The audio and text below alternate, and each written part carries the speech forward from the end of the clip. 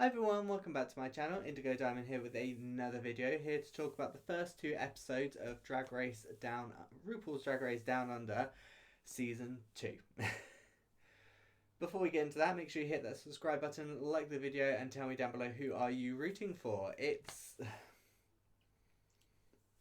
I feel like so far this is better than Season 1. I'm still not completely convinced though, I don't think. I don't know, it's just a bit weird. I will say we have two older queens on here, which is Spankie and Minnie, and I'm grateful to see some older queens on Drag Race again, because I think the last time we really had like an older queen was Charlie Hyde in season 9. That didn't go so well. And I just feel like Drag Race seems to be dominated by the younger queens, and yes, the younger queens are great. They're great at what they do. They're great with the makeup and stuff like that. But I feel like we need to be able to give the older queens a chance. You know, they've been doing this for a lot longer. They paved the way for this sort of stuff. I feel like it's nice to be able to go, yeah, show us exactly why you've been doing this for so long almost, if that makes sense.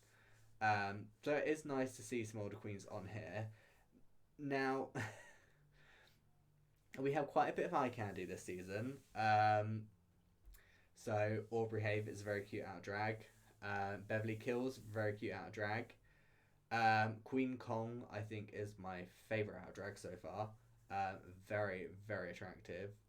Pomara Fifth is, I think, kind of cute out of drag. Wouldn't say no.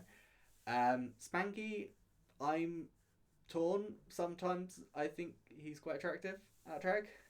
Sometimes I'm not. I'm just not sure. But we're going to put Spankie on this list as well. And Yuri Guaii is also very cute out of drag. Now, first episode was a design challenge, and honestly, I was fine with who won. Molly Poppinz won that challenge. I think it could have either been, oh god, Molly Poppinz or Hannah Conda, I think, were my top two for that episode. Now, the bottom three were Queen Kong, Spankie Jackson, and Faux Fur. Now, I can understand why all three of those are in the bottom. I'm not sure I would have put Faux Fur in the bottom two, though. Because my problem was, so Faux Fur's outfit, actually quite cute. You know, it's simple, but it was the job. The thing that they didn't like was the fact that she had black underwear on, and they were like, oh, they're kind of granny panties, and I can understand that. When I saw it, I was like, yeah, you know, would have gone with a different pant. You know, even if she'd like maybe gone with a black pant still, but like a sexier pant maybe. But Spankie's outfit was missing a whole bottom half. Literally, she had like a corset, wings, and then was just wearing some pants.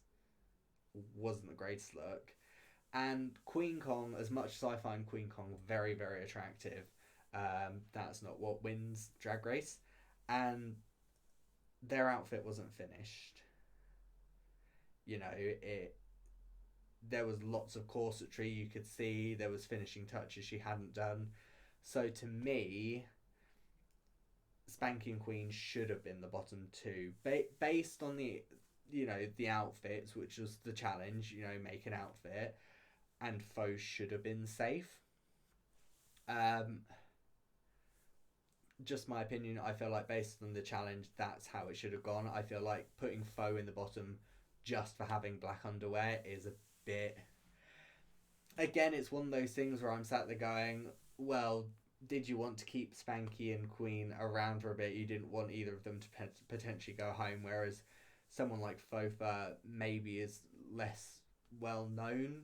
I don't know what Faux Fur's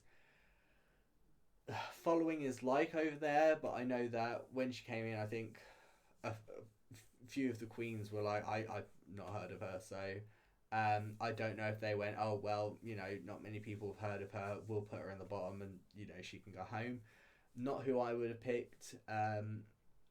But, again, it's one of those things. I'm glad Queen's still there because very attractive, and Spankie, considering the second episode, I'm glad she was still there, but I'm not sure I would have put Faux in the bottom on that episode. I think bottom 3 was fine. I think that's as far as it should have gone, really. Episode 2, we had an acting challenge. Now, it's like, is it Caged Queens or something? It's like Queens in prison, essentially. Now, this acting challenge was fine. They used a very well-known Drag Race line, and I really don't think they should have. They used the Latrice's "Get those nuts away from my face," and it was Beverly Kills that had to do that line. And honestly, no, it's one of those things. I'm sure Beverly did the best she could with that. It's just she doesn't have that deep Latrice voice that I feel like is just very, when you're doing that line, that is what you think of, and you need that sort of deep voice to be able to do it. The challenge itself, it just felt very long. Like when you watch the finished product, I was sat there, you just kind of be like, I just get the ball rolling. It needs to be snappier. I just felt like it was a bit drawn out at places. There were bits I felt like we could have cut that, and just smushed it together and made it a bit faster paced. It was... So I think the top... 2 of the queens that were in the top were Spankie Jackson, so complete 180 from last week, and Minnie Cooper. Now, Spankie got the win. Not mad about it. I think she did a good job. I loved the accents. I'm still not 100% certain what they were supposed to be. I think it was supposed to be Russian. But, I thought it was great. I think Minnie did a great job. I feel like the only thing that I maybe would have made me pick Minnie over Spankie is Minnie's runway look. Because it was like an insect runway, and she had this beautiful dress that was like butterfly inspired. I think is the only thing that maybe would have made me pick Minnie over Spankie. But, again, completely fine. The bottom 3, I can't remember who the other top person was. For the life of me, it's doing my nothing. Now, the bottom 3 were Yuri, Guaii, Aubrey Haive, and Queen Kong. That was it. Now, completely agree with this bottom 3. I think it was, Yuri, Guaii wasn't great in the challenge. I feel like she said she's not really like an actor, like not really into acting and stuff like that, so it's not something that's really in her repertoire, and she had quite a difficult role because she was the femme fatale role, which obviously you maybe want to be a bit more seasoned before you do something like that. Aubrey Haive was there. And who else? Oh, Queen Kong. Yeah, again, Queen Kong was just kind of there for me. I think a lot of that, I'm not sure if it was their acting, or I think some of it was probably just the writing. I don't think it was the best. I think it was definitely one of the weaker acting challenges that they've done on Drag Race, and that's not because of the queens. I think that is the writing. So, it's one of those things, if the writing's not the greatest, you can't... I know some people say, oh, the writing's not everything, but at the end of the day, you need to have at least half-decent writing for it to at least be half-decent. You can have the best actors in the world, and if you've got a bad script, you've got a bad script. The actors aren't going to do well with it. Now, Uruguay was safe after being in the bottom 3, and I definitely think that was due to her runway. I'm fine with that. I think, she had a decent runway. She did like a praying mantis, and I thought it was good enough to keep her safe. Aubrey Haive and Queen Kong ended up as the bottom 2. and Queen Kong stays. Now, I agree. I think Queen Kong did a really phenomenal job in the lip sync. I thought she was great. She was kind of she was being very playful, whereas I felt like Aubrey was trying to be sexy but also funny, and it just kind of came off a bit awkward to me, but it was fine.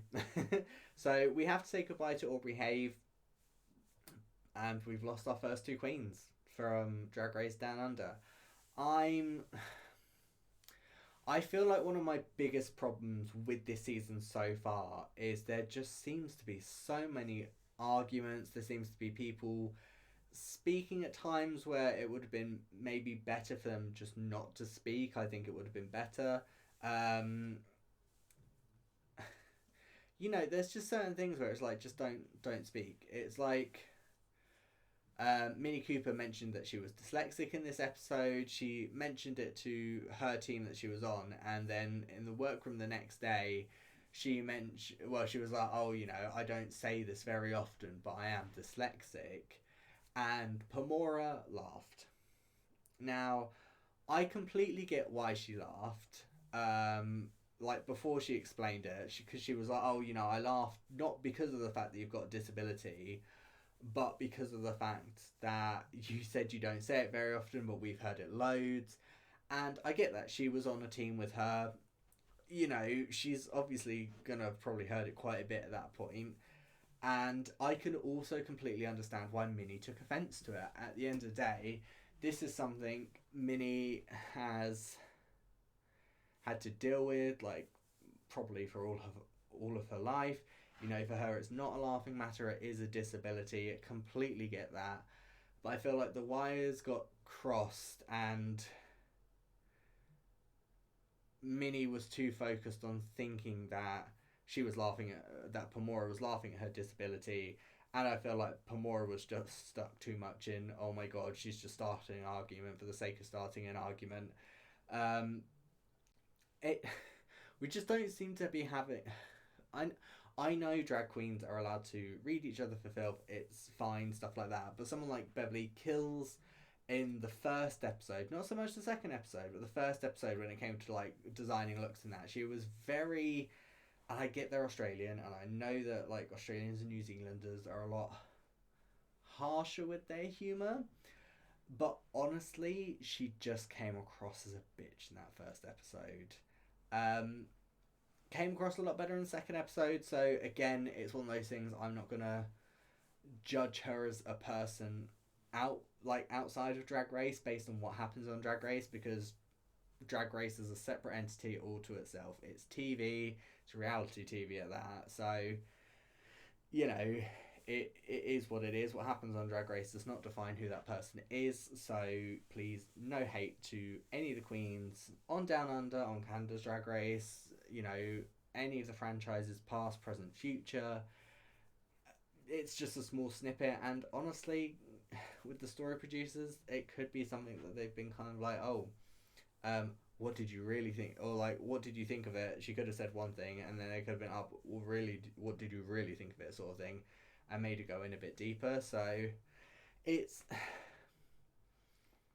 not my favourite thing to see. I know a lot of people live for the drama. I like a bit of drama, don't get me wrong, but I like a bit of drama when it feels genuine. And like something's happened and it seems like there's a reason for there to be an argument, you know, like Minnie and Pomara, I understood that somewhat. I just felt like it went a bit far. Beverly Kills, when she was talking in the first episode, she just sounded very kind of up herself and was like, well, I can do no wrong. That was terrible. That was terrible. I have nothing nice to say about that. I mean, obviously, she didn't sound anything like that. But, you know, that sort of thing, I was just like, if you've got nothing nice to say, like Faux Fur says, you know, if you've got nothing nice to say, zoop. But, I don't know. Still think Beverly Kills is very attractive. So, we'll see. But let me know down below, how have you been enjoying this season so far? Have you found it better than season 1? Are you enjoying it? Who are you rooting for? I could not tell you who I want to win at this point, and yeah. While you're down there leaving me that comment, make sure you hit that like button, subscribe to the channel, and I will see you lovely people next time. See ya!